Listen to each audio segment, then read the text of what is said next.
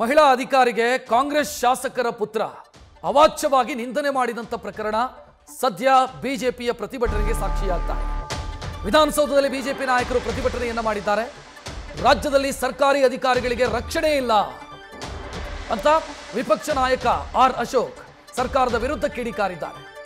Police ಮಹಾನಿರ್ದೇಶಕರಿಗೆ R Ashok ದೂರು ಕೊಟ್ಟಿದ್ದಾರೆ. ಸರ್ಕಾರಿ ಅಧಿಕಾರಿಗಳನ್ನು ರಕ್ಷಣೆ ಮಾಡಿ ಅಂತ ದೂರಿನಲ್ಲಿ ಆಗ್ರಹಿಸಿದ್ದಾರೆ. ಬಿಜೆಪಿ ನಾಯಕರು ನಡೆಸಿರುವಂತಹ ಪ್ರತಿಭಟನೆಯ ದೃಶ್ಯವನ್ನು ಗಮನಿಸ್ತಾ ಇದ್ದೀರಿ. ವಿಪಕ್ಷ ನಾಯಕ ಆರ್ ಅಶೋಕ್ ಮತ್ತು ಪರಿಷತ್ನ ವಿಪಕ್ಷ ನಾಯಕ ಚಲವಾದಿ ನಾರಾಯಣ ಸ್ವಾಮಿ ನೇತೃತ್ವದಲ್ಲಿ ಪ್ರತಿಭಟನೆಯಾಗಿದೆ. ಪ್ರಮುಖವಾಗಿ ಸಂಗಮೇಶ್ ಪುತ್ರ, ಭದ್ರಾವತಿ ಎಂಎಲ್ಎ ಸಂಗಮೇಶ್ ಅವರ ಪುತ್ರ ಬೆದರಿಕೆ ಅವಾಚ್ಯ ಶಬ್ದಗಳನ್ನು ನಿಂದನೆ ಮಾಡಿದಂಥ ವಿಚಾರ ಏನಿದೆ, ಬಿಜೆಪಿ ನಾಯಕರ ಆಕ್ರೋಶಕ್ಕೆ ಗುರಿಯಾಗಿದೆ. ರಾಜ್ಯದಲ್ಲಿ ಸರ್ಕಾರಿ ಅಧಿಕಾರಿಗಳಿಗೆ ರಕ್ಷಣೆ ಇಲ್ಲ, ಅವರಿಗೆ ರಕ್ಷಣೆ ಕಲ್ಪಿಸಿ ಅಂತ ರಾಜ್ಯ ಪೊಲೀಸ್ ಮಹಾನಿರ್ದೇಶಕರಿಗೆ ಆರ್ ಅಶೋಕ್ ದೂರು ಕೂಡ ಕೊಟ್ಟಿದ್ದಾರೆ.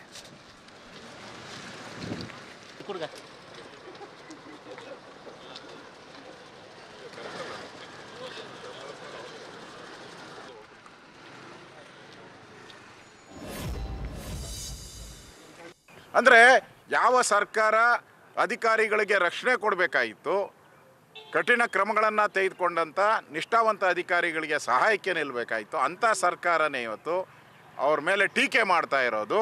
ಇನ್ನು ಈ ಸರ್ಕಾರದಲ್ಲಿ ನಿಷ್ಠಾವಂತ ಅಧಿಕಾರಿಗಳಿಗೆ, ಪ್ರಾಮಾಣಿಕ ಅಧಿಕಾರಿಗಳಿಗೆ ಉಳಿಗಾಲ ಇಲ್ಲ ಅನ್ನೋ ಸ್ಪಷ್ಟ ಸಂದೇಶವನ್ನು ಕೊಡ್ತಾ ಇದ್ದೀರಾ.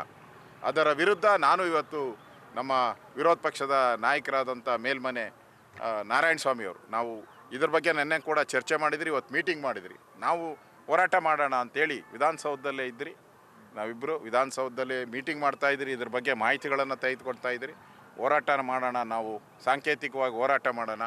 ನಾಳೆ ಇದ್ರ ಬಗ್ಗೆ ನಮ್ಮ ಪಕ್ಷದಿಂದನೂ ಕೂಡ ಹೋರಾಟ ಮಾಡೋಕ್ಕೆ ನಾನು ನಮ್ಮ ಜಿಲ್ಲಾಧ್ಯಕ್ಷರಿಗೂ ಕೂಡ ಹೇಳಿದ್ದೀನಿ, ಹೋರಾಟ ಮಾಡೋಕ್ಕೆ ನಮ್ಮ ಜಿಲ್ಲಾಧ್ಯಕ್ಷರುಗಳಿಗೂ ಹೇಳಿದ್ದೀನಿ. ಆದರೆ ಸಾಂಕೇತಿಕವಾಗಿ ನಾವಿಬ್ಬರು ಹೋರಾಟ ಮಾಡೋಣ.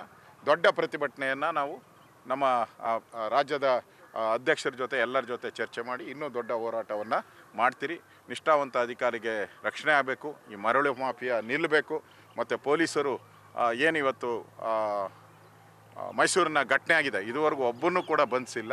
ಅಧಿಕಾರಿಗಳ ಮೇಲೆ ಮರಳು ಮಾಫಿಯಾವನ್ನು ತಡೆಗಟ್ಟಕ್ಕೆ ಹೋದಂಥ ಸಂದರ್ಭದಲ್ಲಿ ಲಾರಿಯನ್ನು ಹತ್ತಿಸ್ತೀನಿ ಅಂತೇಳಿ ಧಮಕಿ ಹಾಕಿರುವಂಥ ವಿಡಿಯೋ ಬಂದಿದೆ.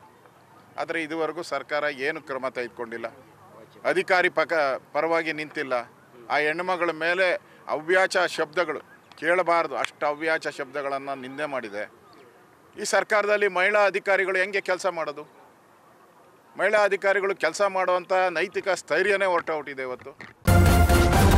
ನ್ಯೂಸ್ ಫಸ್ಟ್ ನಿರ್ಭೀತಿಯಿಂದ ನಿಮ್ಮ ಪರವಾಗಿ.